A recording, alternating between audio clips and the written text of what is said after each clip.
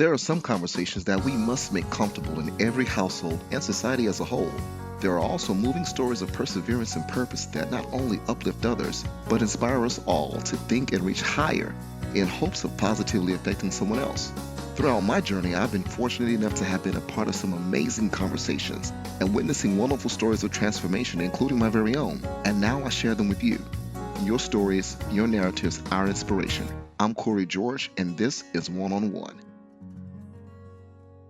Hi, everyone, and thank you for joining us for this very special episode of One on One with Cory George. If you did not know, April is National Sexual Assault Awareness Month. And for this conversation, we're focusing on male victims of childhood sexual assault. And actually, let me change the term from victim to survivors. And did you know that 1 out of every 6 young boys will experience some form of sexual assault within their lifetime? This could be your own brother, your coworker, your uncle, or you. And so joining me for this very special conversation is Mr. Joe Braxton. Hey, everyone. Mr. Aaron Tisdale. Hi. Mr. Maurice Knox. And Mr. Malachi Stewart. Hi, guys. And so I want to first thank you guys for being so courageous in being on this platform and sharing your story and your face and attaching who you are to this conversation. And the first thing I want to find out from you guys is, when because I called each of you to be on this, and I wanted to know personally, why do you feel that this conversation at this time is still important? And I'll start with you, Joe. I feel it's important because it's a topic that's been pushed under the rug in the Black community for, I guess, so many years. Mm-hmm. And it's time that it must be healed. It has to be healed. Because it's causing too much, fragile masculinity, toxic masculinity, and a lot of people are dying, of pain, are dying of, just. I think it's just time. It's time to heal it. You know? Okay, and so for you, and I want to change the question just a little bit. Mm-hmm. This is your first time actually talking about your situation. Yes. Why did you feel that this was the time for you to finally put a face and a name to your story at this time? Well, that's a really great question. I was actually walking around with a whole lot of hurt, and I was dealing with trauma. Okay. Because of it. So anytime that I hear about sexual assault, whether it's through radio, through television, or just hearing someone else's story, it brought back just memories of my own. Okay. Experience, and so because of that, that's why I decided to just get over the fear, talk about it, so that I can begin that healing process. Awesome.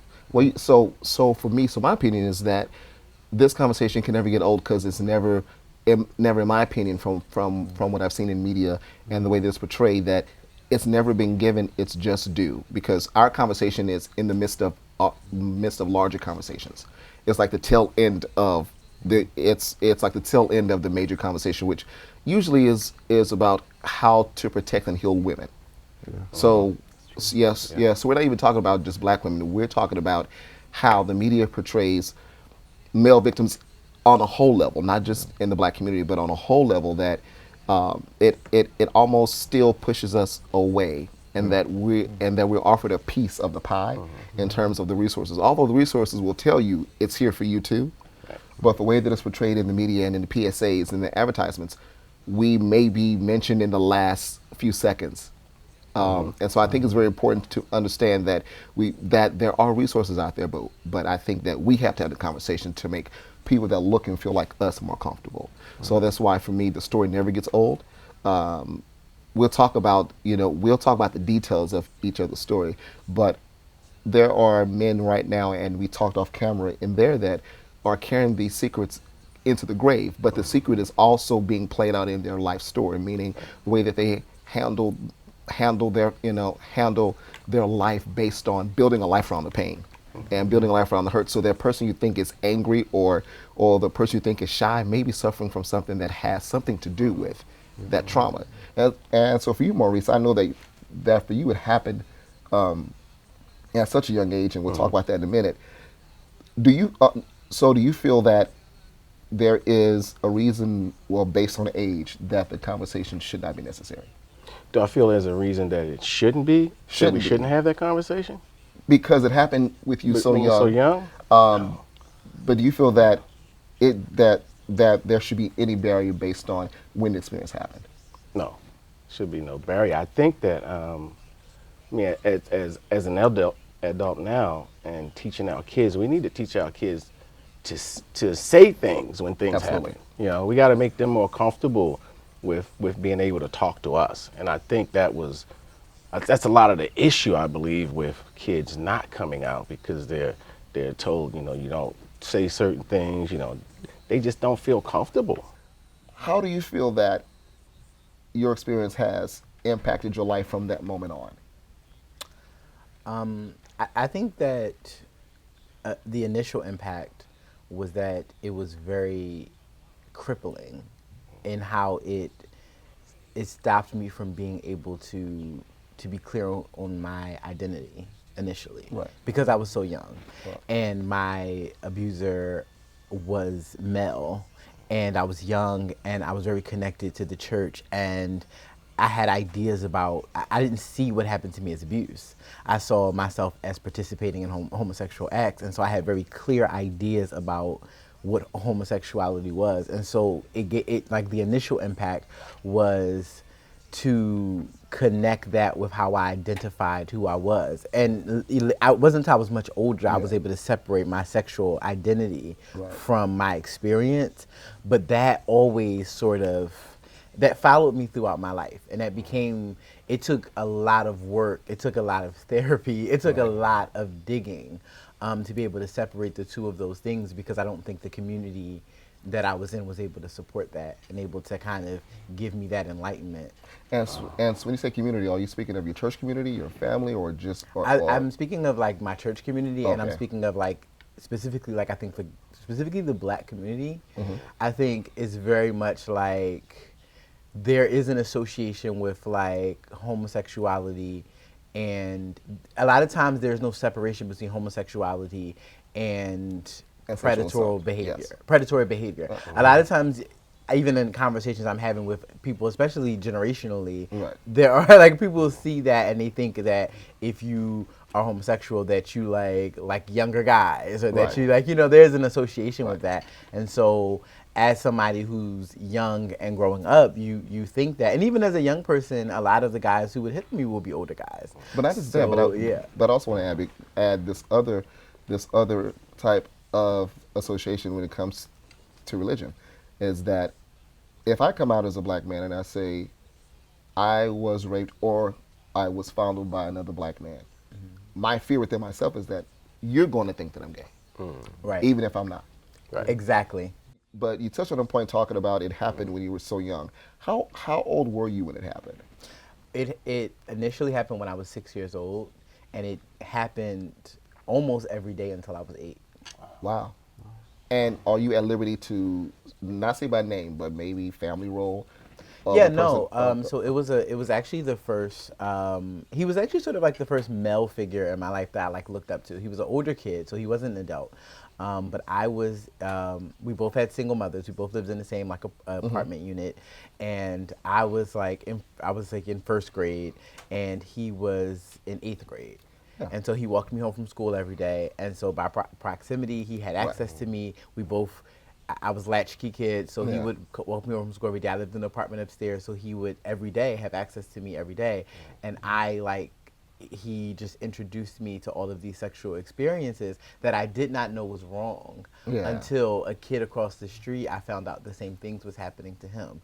And when he told his parents, their reaction, when they called the police, and like they put him in therapy and all of that. And when I realized like how when I realized their reaction, and he was in therapy, I mean, you know, black community Right. back in the day, like he was in therapy. I was like, he was in therapy. He's crazy. You know, like that was the kind of things we were associating that. I was like, oh, I'll never tell. Because I don't want, like as the kids in the neighborhood were calling him gay.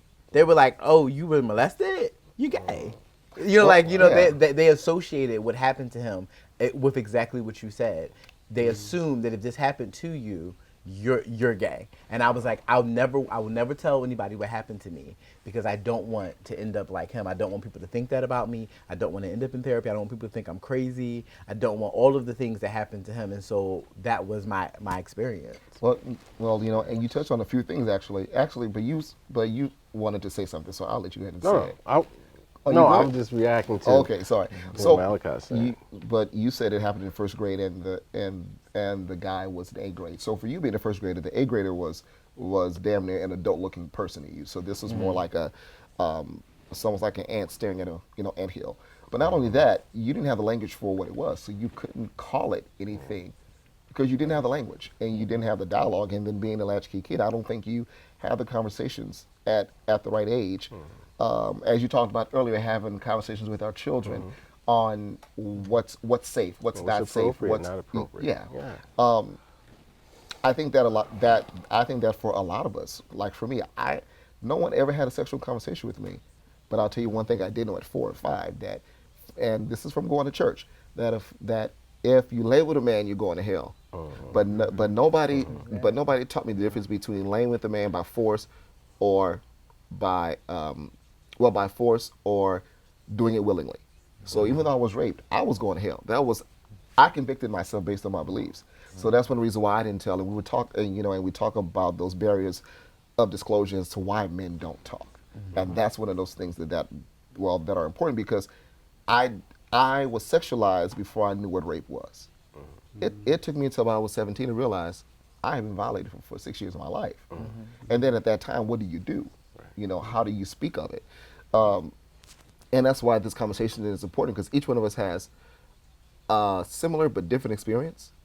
I want to go to you, Joe, because I know that you talk about your story a lot, and you actually have a book called Still Breathing, right? So, can you walk us through, a summary of your experience with it? Okay. So I just shared my story in 2017 in my book for the first time, publicly. It's called Still Breathing: How to Regain Your Life After Being Robbed. I felt that I needed to share it because I was going down a path, of major, depression, pain, hurt, and I reached like my darkest moment, ever in life throughout my depression. So throughout the years, it started when I was 10 years old. An older cousin started raping and molesting me. And first, I thought it was wrong. And then I fell in love with my cousin. And I felt it was right. And so from 10 until about, I'm 38 now. So age 10 to about age 34, it went on for over 20 years. Because he groomed me, I guess it's called gaslighting. And so groomed me into, I guess it's like sexual toy. And so from age 10, most kids are thinking about toys and things. I'm thinking about sex, and it left like so much, traumatic, like a painful experience in my life, like it took me down a destructive path, prison, following the wrong paths, abusive relationships, all kind of things that can think of. And so I had to finally get the story out. And so I wrote my book, and letting it out was the most cathartic experience ever. Yeah. And so now I get to talk about my story, and help other people, who's dealing with the same issues, feel as though they're not alone. Right. They can share their stories as well. But I harbored so much pain, therapy helps me out a lot. Music helps me out a lot now. But I just, I had to release that story. There's a courage in you that says, I can admit that I fell in love with my perpetrator. Aaron, I know you and I talked, but I don't remember you telling me the age of when it happened to you. So I was about 7 or 8. 7 or 8? Yeah. And from what I recall, it was 1 or 2 female cousins? 2 female cousins. Okay. Yes. Was it a one-time occurrence, or was it multiple occurrences? It was multiple occurrences, yeah. Did at some point, did you feel like it became almost expected not with other people, but in regards to those 2? Oh yeah, Yeah. Anytime that we would have family functions, so my female cousins, of course, were older than I was. They weren't adults at the time. Okay. But anytime that my mother had some place to go, she was like, "Oh, you know, I can get so and so to come Yeah. over and keep an eye on you." And I'm just like, no. So every time that I hear their name or just, you know, just see them, I kind of expect them asking to do something that I didn't want to do. Wow. Yeah. For you, I think your experience was at the youngest age of all of our experiences, right? No, I think 6, 7. 6, 7? Yeah. Okay. Yeah, 6 or 7. Family friend. She was babysitter. You know. And for me, I don't remember a whole lot. I remember some things vividly, Right. like the abusive part. Like she would do things like pull the skin off of my feet, kind of crazy. I mean, just like Yeah. stuff that was kind of crazy. I remember And- that and- now in our yeah. conversation. Yeah. Which you know, and then make me do things to her. Right. You know, and I vividly remember that. But growing up, I don't know. I just pushed it all away. I mean, I didn't even think of it for years. Yeah. You know, I think in my teenage years, or it may have popped back into Right. my head, but I didn't think I had any issues or problems from that. You know, we talked about Yeah, we that. talked about that, yeah. And I saw her one time as an adult, and it like all rushed back. You know what I mean? But even at that point, I didn't say anything. You know, I didn't tell family members. I think I might have talked to my mom once, but even as an adult, no one did anything.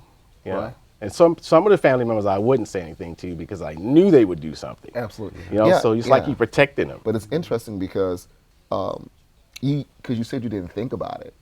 But the thing about it, even if we don't think about it, we still build a subconscious life around it and how we treat people, how we make our personal life selections with people, our friendships, the people we choose to love or those that we allow to love us is usually a direct link of what, even if we're not thinking about it, we've activated something that allows us to build a life around it. So for me, it was very interesting because we have something in common, kind of like the latchkey kid thing. I was the oldest of then 4 kids, but I wasn't raised with my mom. I was raised with my grandmother, and for me, it happened when I was 6, and she died when I was 7. She died suddenly, and I still remember the first time it happened. There was a time where I could, if I smelled something that made me think about it, it would make me nauseous. It started when I was 6. It was an older cousin. And now, in perspective of how old he is now, he's not bigger than me. And it happened occasionally enough to still bother me between the age of 6 and 13, well, 6 and 12, with 3 different family members and as well as a family friend. What I finally said in therapy was that I felt chosen because everyone else let me go. And when I say that, once my grandmother died, I moved 8 times in my school age years between 2 different states. So I was the kid that was kind of like going to be wherever he was taken. That could have been a caveat to why I was chosen. It could have been, okay, well, he doesn't have one sole person watching him. You know, he is the latchkey kid going from home to home. And I forgave that, of course, but, you know, sometimes you need to understand, you know, the pathology of your circumstance to try to get over it. I remember harboring the burden of not telling because I didn't want to cause a family issue. I'm going to start with the reasons why I didn't tell, and I want us to talk about why we chose not to tell. Thirdly, there was the same incidents happening with the female cousin, actually my favorite cousin at the time, with the same exact people. She told, actually, someone was caught in the act. Wow. And nothing was done that was appropriate enough. So I said, if I tell and I am rejected, that would hurt me more. And I think that would have sent me in a spiral. So I didn't say anything until my book actually happened too. What do you feel that your barriers were for you not being able to disclose to your family and or friends what was going on? My barriers were fear, shame, and rejection. Okay. Same thing. Fear, rejection. I don't like confrontation, and so that was the biggest thing for me. It's like if my mom found out about it, I don't want my mom hurt over it, and then I was still protecting my 2 female cousins as well. And so I didn't want them to, be hurt because my mom's angry, and yeah, it's a whole lot. I'm going to get to you in just a second, but you brought up something interesting. You say you didn't want your female perpetrators to be hurt. Yeah. Looking back at that decision now, Yeah. would you even care now? Knowing what you know about yourself and how important it was for you to get your healing, would that opinion change knowing who you are right now? Most definitely. Okay. Yeah. Okay. And so what about you, Maurice? Well, I think for you, you stuffed it away. Yes. So there was a reason for you to say anything because you didn't think about it. No. But you said it came back to you later. And what was the reason that you felt at that point that it was, not say it wasn't important, but that it wasn't something you would bring up at that point? Well, like I said, I didn't want, she was a family friend. The whole family, like my grandmother and her mom was like the best friends, So I didn't want to create any issues within the family. But at the same time, I didn't feel like I was violated or, something was really done to me at that point. And I'm talking about it as an adult. When I look back on it, I knew it was wrong. Right. Right. But I didn't feel like I had any issues or problems from it. Right. You know what I mean? So, but, something came up later, which, and I think talking to you and talking to Troy, it's crazy because I've always had an issue with women touching my feet. Never. I don't let women. My wife don't even touch my feet. Well, now, Right. I just got over that, and I'm thinking, just talking to people, man, maybe that was part of the issue for me, because she was the one that would pull the skin off of my feet. You know what I mean? Like, And it was a violent didn't act. make me do things It to was a her. violent act, and you finally made the correlation that the reason why I don't like this is because that happened. Yeah, y'all help me though. That's the craziness. Yeah. All these years I never put those two together. Like, But you saying this that you came to this realization at this point also shows the fact that you're never too late in your healing process and your acknowledgement of what happened, because most people think that you have to acknowledge things when it happens. Right. But again, if you don't have the language, or if you have not accepted, because some people won't accept that they were abused. They won't say that because for them, it may be that the toxic masculinity in them is saying, if I say that I'm abused, I'm going to appear weakened. I'm going to appear in a way that, and most of this is about projection. This is not really what always people think of you. But if I accept the fact that I've been abused, because we have language for it now, that means that I have to accept that some things in my life have been catered around that. Right. And I don't want to accept that. And I think that's a timing thing. Everybody has their own timing to where they said, okay, now I'm ready to talk about this. right. But I still think, like, with society, it's easier for a man to say, okay, I was abused by a woman than Absolutely. by a man. Absolutely. Because in some sick, twisted way, we look at that as being It's almost like yeah. a good thing in a sense. It can it can be seen as a coming of age, because Right. really, if you look at how we're groomed as teens, whether you're gay or straight, whether you, as men we're groomed to believe in most cases, I'm not saying every household, but in most cases, we're groomed to think that our sexual nature is what helps us to mature Right. and evolve. Yeah. Yeah. As teenagers. So if you're 16 and let's say you're 13, and a 19-year-old woman has sex with you, you probably want to acknowledge that as abuse, because even the 19-year-old woman is probably trying to persuade you that she's teaching you something. Right. Yeah, So absolutely. for you, you're a student. Yes. And wow, then if I tell my friends, wow, I'm the big guy in the neighborhood. I had a 19-year-old woman. But let's turn this on its head. If I was a 13-year-old girl having sex with a 19-year-old man, he's a pervert. He should go to hell. Yeah. He violated you, and Rape, and basically. he's raped you, and you should feel bad about that. Yeah. Right. You've had it where it was happening every day. At some point, do you feel that it helped you to create what you thought the image of sex and intimacy should be? Yes. I noticed the patterns even when I became sexually active by choice. All of my sexual partners in my teenage years and even in my early 20s were like significantly older than me. Like my first boyfriend, I think I was in 10th grade. He was like 23. Wow. Like it was just I know, like look, and at the time I didn't think anything of it. When I look back, Right.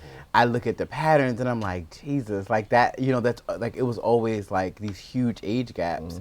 And even some of the patterns of like the way I was groomed, I would look for those patterns in my partners because I Absolutely. was used to things being a certain way. I was used to because really, you know, when something's happening every day, you're not just used to the abuse, you're used to the relationship. Yeah. And so I was patterning my relationships after my relationship with my abuser. Because because at that point, I think that's the best thing that we know.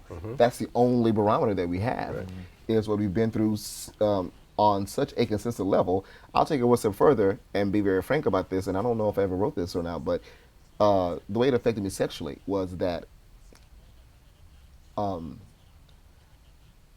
in terms of being intimate, there's one thing about you being willingly submissive and letting someone take control, but if I felt you took control without my permission, it was a red light for me.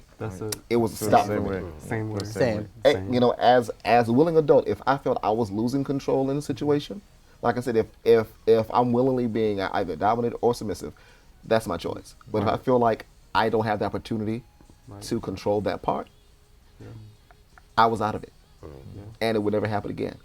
Because there's no, once you do that, my mind couldn't fixate on you ever making me comfortable again. So I don't know if that was any one of your experiences. Oh All yeah, the time. like even not all out. the time, but yeah, I feel the same way. Yeah, and Most I of think because I didn't have, and so for me, I didn't have control growing up, and I think as children we understand that we don't have a lot of control, but as adults, once we understand we can't have control, we don't want to relinquish that ever again. Right. Yeah. And I want to talk about. Go ahead, please. Because I had a thought. Even outside of my sexual experiences and relationships, just thinking back on my experience, you know, being sexually assaulted, it's like that choice was taken away from me. Absolutely. And I ended up doing something that I personally didn't want to do, trying to please them. And then at the expense of that, I devalue myself. So even in relationships, now that I'm thinking about it, my past relationships, like just outside of sex, when it came to just something that my partner at the time wanted to do, but I didn't speak up because I wanted to please you. Yeah. So that's another way to look at it as well. Yeah, absolutely. So we're going to take another break, and when we come back, we're going to talk about the warning signs that people should look for, and not just the warning signs in a list, but I'm going to ask each of you, what do you think people missed about what changed about you after it all happened? And so I want you guys to stay tuned to this great conversation, and we'll be back soon.